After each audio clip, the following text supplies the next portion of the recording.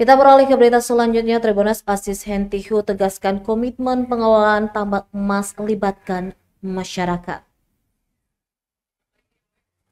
Calon Bupati Buru Aziz Hentihu menegaskan komitmennya untuk mengelola potensi tambak emas Gunung Botak dengan melibatkan masyarakat.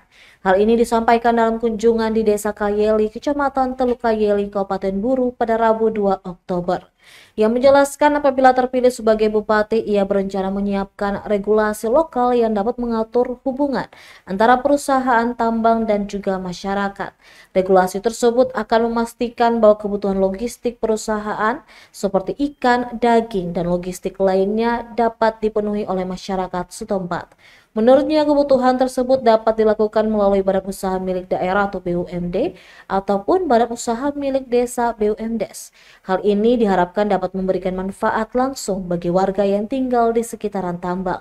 Lanjutnya, regulasi lokal juga akan mencakup upaya untuk memperdayakan tenaga kerja lokal, di mana perusahaan yang beroperasi di wilayah tambang akan diminta untuk bekerja sama dengan pemerintah daerah, terutama dalam menyediakan pelatihan dan pendidikan keterampilan untuk masyarakat setempat, sehingga tenaga kerja lokal dapat mengisi posisi yang dibutuhkan oleh perusahaan dan ikut serta dalam kemajuan ekonomi daerah. Selain itu, Aziz juga menekankan pentingnya alokasi dana sosial yang harus diberikan kepada desa. Dana ini menurutnya dapat digunakan untuk membangun infrastruktur, seperti infrastruktur jalan, tempat ibadah, dan fasilitas umum lainnya yang bermanfaat langsung bagi masyarakat. Ia juga mengajak masyarakat untuk tetap menjaga hubungan baik meskipun ada perbedaan pilihan dalam pilkada.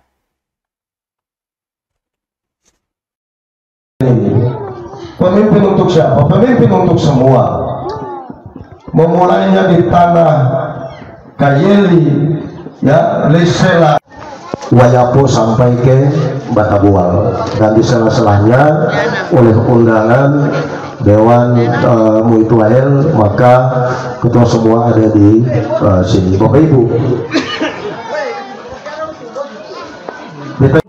Download Tribun X sekarang.